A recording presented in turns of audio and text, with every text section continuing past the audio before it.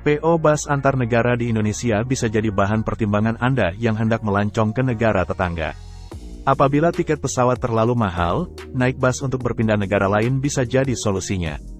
Di Pulau Jawa, mungkin bus yang ada mayoritas hanya melayani rute antar kota dan antar kota antar provinsi. Namun di beberapa wilayah ternyata memberikan layanan antar negara. Berikut beberapa keunikan bus antar negara yang mungkin belum banyak diketahui oleh banyak orang. Pertama-tama, salah satu keunikan dari bus antar negara adalah adanya berbagai rute yang dapat memungkinkan Anda mengeksplorasi berbagai negara dalam satu perjalanan. Misalnya, jika Anda ingin bepergian dari Thailand ke Singapura, Anda bisa memilih rute yang melalui Malaysia dan menikmati pemandangan yang berbeda di setiap negara yang dilalui. Selain itu, kebanyakan bus antar negara juga dilengkapi dengan fasilitas yang cukup lengkap. Selain fasilitas yang sudah disebutkan sebelumnya, beberapa bus antar negara bahkan memiliki tempat tidur untuk memungkinkan penumpang tidur nyenyak selama perjalanan yang panjang. Tidak hanya itu, perjalanan dengan bus antar negara juga memberikan kesempatan untuk berinteraksi dengan orang-orang dari berbagai negara. Anda bisa bertukar cerita dan pengalaman dengan sesama penumpang, atau bahkan dengan sopir dan kru bus. Namun, ada beberapa hal yang perlu diperhatikan sebelum memutuskan untuk menggunakan bus antar negara sebagai sarana transportasi. Pertama, pastikan Anda mempersiapkan dokumen-dokumen yang diperlukan seperti paspor dan visa.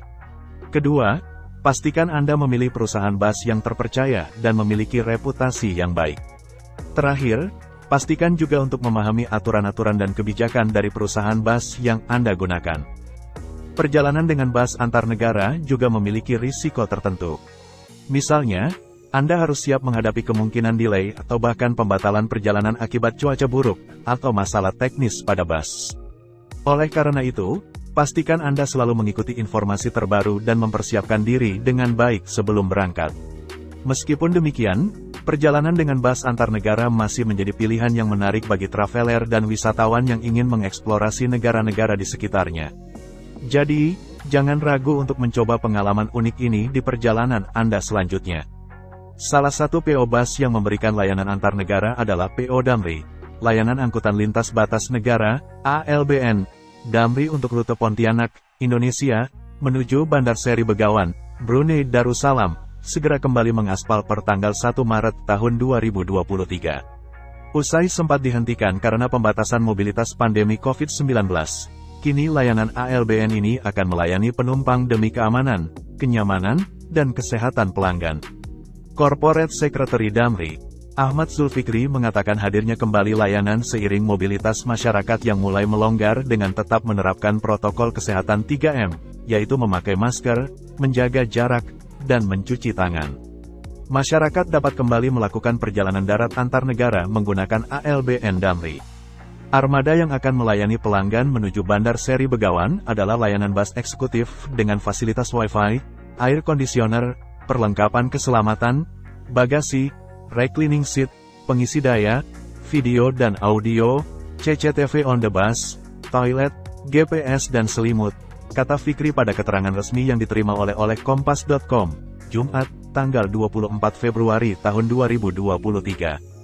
Pelanggan dapat melakukan keberangkatan dari Pontianak melalui terminal antar negara Ambawang setiap hari Senin, Rabu, dan Jumat pukul 7 waktu Indonesia Barat.